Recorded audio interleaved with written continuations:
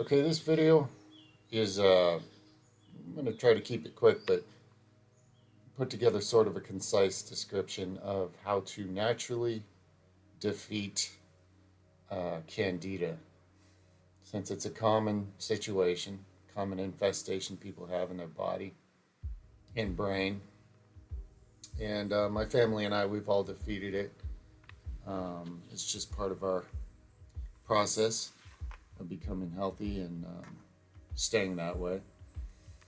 So, to start, I guess I should start at what some of the causes are or how Candida gets going.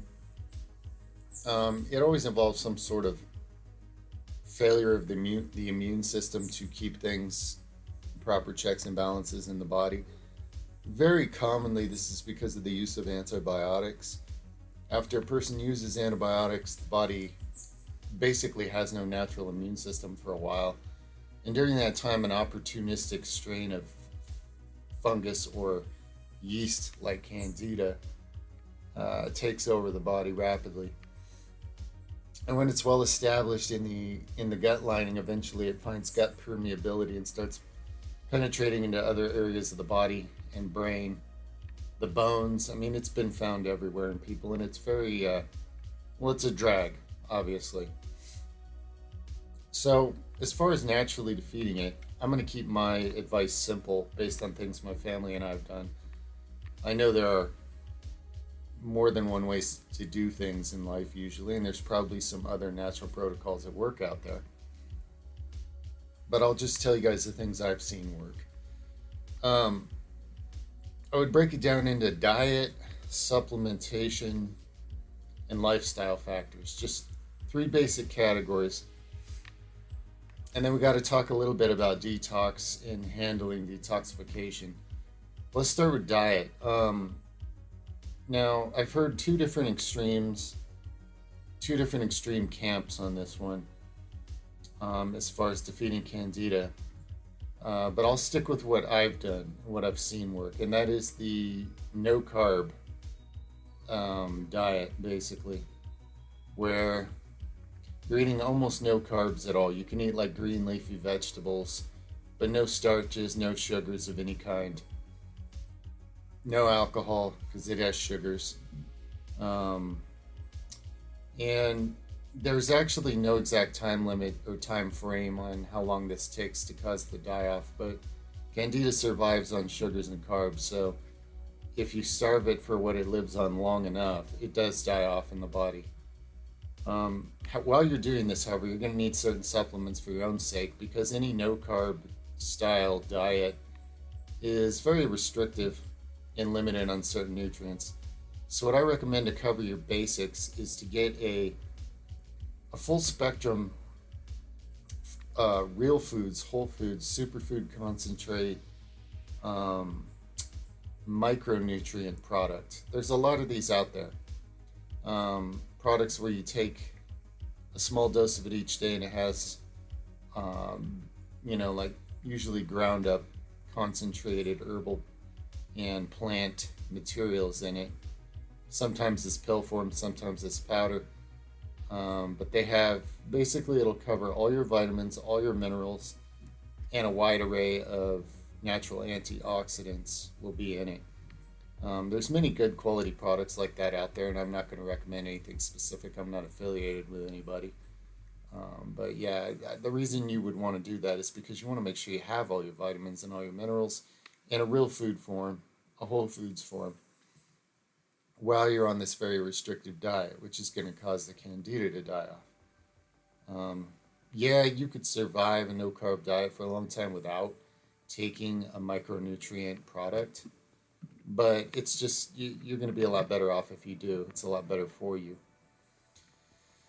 It's just a better long-term strategy, because people have deficiencies to begin with, and any restrictive diet, despite whatever benefits it may have by causing certain things to die off, it'll cause other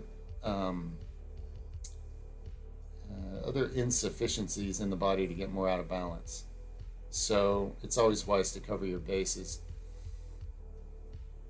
So I recommend like a plant-based, full spectrum micronutrient supplement. It covers all your vitamins and minerals, and naturally it'll contain a wide array of antioxidants. This will help your immune system in dealing with the die-off and the cleanup of all the candida it's going to be cleaning out. And now briefly, just on some lifestyle factors.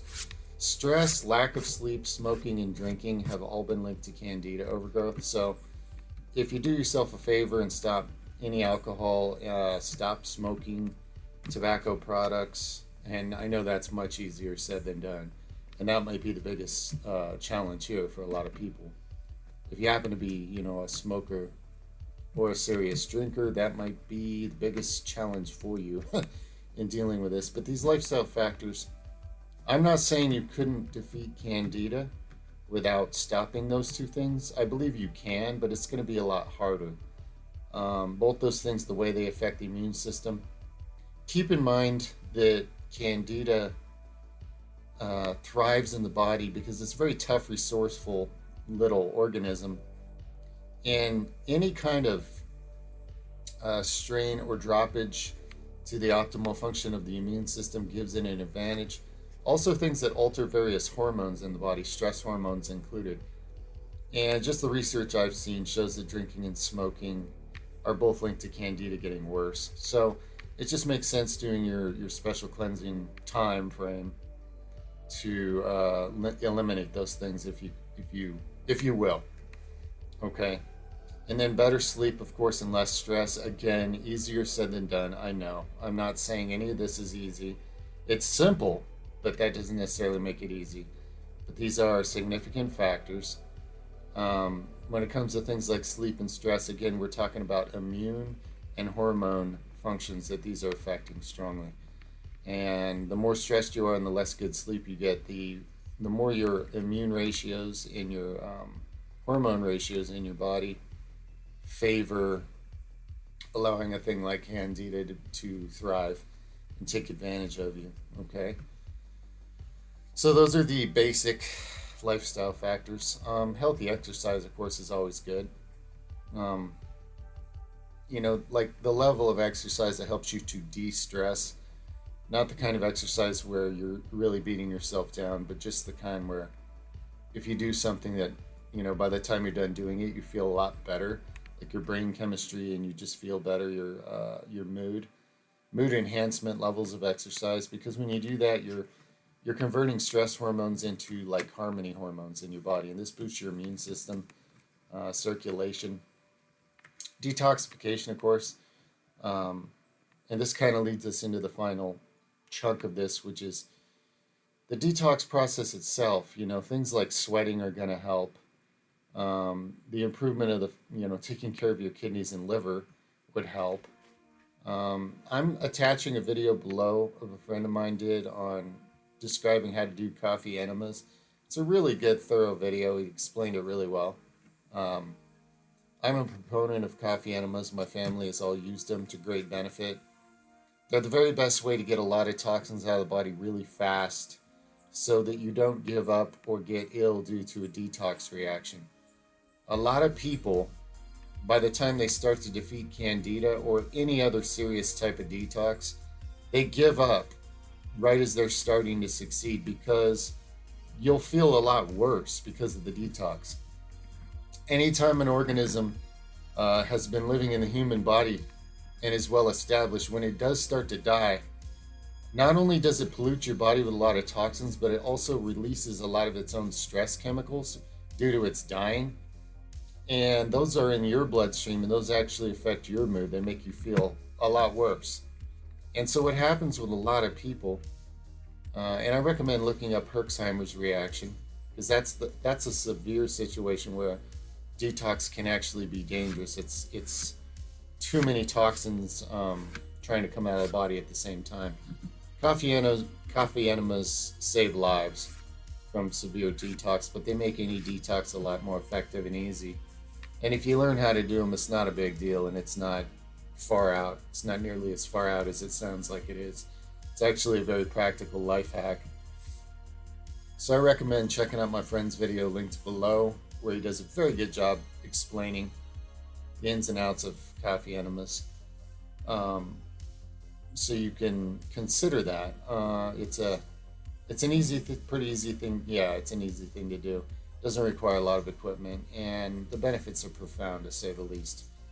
But if you're not going to go that far, at least know you at least need to know that when you do start to significantly kill off candida or any other invasive thing living in the body, and there's a lot of them that live in human bodies, the die-off reactions can make you feel really bad. They can make you feel ill. They can just make you feel mentally or emotionally off, like your brain chemistry can go downhill, and you can feel like something's wrong. And that's because, again, these organisms are dying and they're releasing chemicals, stress chemicals about dying. And so your brain chemistry and your nervous system chemistry actually picks up on that. So you might even feel like you're dying or something, in a certain sense. And this is very common. A person should educate themselves about die off reactions. If you're going into an anti candida protocol and you're going to kill all the candida out of you, and you're serious about this and you're going to make it work, you need to go in armed with a knowledge of what die off is going to be like so you don't let it deceive you. Because where most people fail with a candida or any other serious detox is right when it really starts to work, because they start feeling so much worse. And what the candida or any other organism will do is it will secrete chemicals in you to also make you crave the things that it lives on. So it'll try to get you to go right back to your comfort foods to comfort yourself so you stop feeling so uncomfortable due to this die-off. And if you give in, it'll just reproduce and come right back because you're feeding it exactly what it needs to recover and explode with reproduction. Okay? You can confirm anything I say with a little research if you're not familiar with these things. But I'm going to try to stop the video here and keep it that short and concise so I don't go on for like an hour about it. But those are your basic categories. A diet that causes die-off, supplements to keep you healthy. Now, I'm going to throw in a little more here. I'm going to throw in some personal favorite herbal type elements that help kill it off faster. Garlic, raw onions, oregano oil. There's a few other things, but I'm going to stick to those. Those fiery, strong detox style herbs, if you can mix those into your restrictive low carb, no carb diet, they will kill it off even faster. Okay? Now you got to be careful. You have to limit how much raw garlic juice your skin, your throat, your esophagus is exposed to. So there's a strategy for eating these things. Me personally, I used to chew up a mouthful of food, and before I swallow it, I would throw in a clove of raw garlic. I would quickly crunch that up. I'd bite it maybe 5 to 10 times quickly and then swallow that.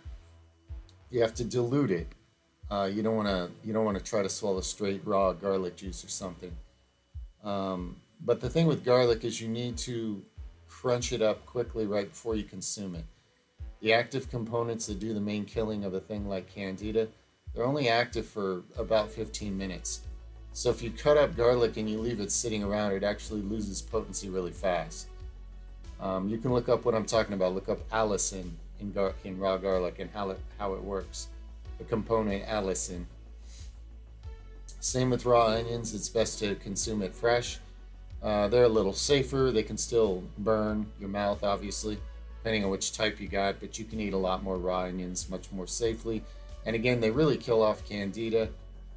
An easier thing to take, perhaps, is oregano oil. It's really good, strong candida killer. Usually comes in capsules, so you just consume it with meals. I don't recommend taking on an empty stomach. It's too harsh. But consume it with meals, and that'll help kill candida faster. Those are 3 personal favorites. Now there are other products out there. You could do some research. There's plenty of other supplements that have been proven to help kill candida, so you could add to meals, or some of these supplements you could take between meals, depending on what they are. And all that is good. These all add to the process. But your basic legs on your table, your basic components here, are the restrictive diet that doesn't feed candida, so you're starving it, and then you gotta take care of yourself in the meantime. So you're not starving yourself for essential nutrients. That's why I recommend the full spectrum plant-based, like superfood-based concentrate of micronutrients product. It'll either be like pills, capsules, or powder, but plant-based concentrates of real whole foods that cover all your vitamins, minerals, and antioxidants while you're on this restrictive diet. And then lifestyle factors, like I said, if you can eliminate smoking and drinking completely and get some kind of healthy exercise that at least reduces stress. Sweating is good, saunas are good, but only up to a point because you need to replace your electrolytes. Same with coffee enemas. They're a super good detoxification method, but you need to make sure you replace your electrolytes because all of these detoxification methods, not only do they sweep toxins out of the body, they sweep a lot of electrolytes out of the body in the process. That's part of what happens as you're detoxifying is electrolytes, meaning certain minerals get used up in the process of detoxifying. And when you're on a restrictive diet, it's a little harder to get all your electrolytes in high amounts. So you don't want to over exercise, you don't want to over sweat, but you do want to get some healthy exercise, at least reduce stress while you're on this restrictive diet, you're on this Candida diet protocol. There's a lot of ways to manage this. There's a lot of different people's testimonials out there that you could read just to see how they did it. But I'm just describing the basics of how my family did it. And, like me personally, I've been Candida free for years now. Some people wonder if you can go back on your old habits, but remember, that's kind of what got you in the situation you were in the first place. So, and another thing to remember is that once the Candida is all died off out of your system, it won't be causing you to crave certain junk foods and other things as much as you used to. So it'll actually be easier to stay on a healthier diet and lifestyle after that. Because any invasive organism in the human body connects to your nervous system, connects to your bloodstream, and secretes chemicals to make you crave what it wants to eat. So a lot of people's junk food cravings are because of the invasive organisms already living in their body. So in the long term, to be honest, you do not ever want to go back to whatever lifestyle had you so full of Candida to begin with. That's something to think about more over the long term. But those are the basics. Hopefully this video really helps. Drop a message if you want to. And believe you can do it. Educate yourself a bit about detox so you know what to expect from Candida die-off. So you don't let it fool you. You don't let it stop you when you're starting to succeed. Arm yourself with some knowledge going in, and so you have the conviction and wisdom to get through it. And you absolutely can do it. Much love from Earth Roots Healing. Over and out for now.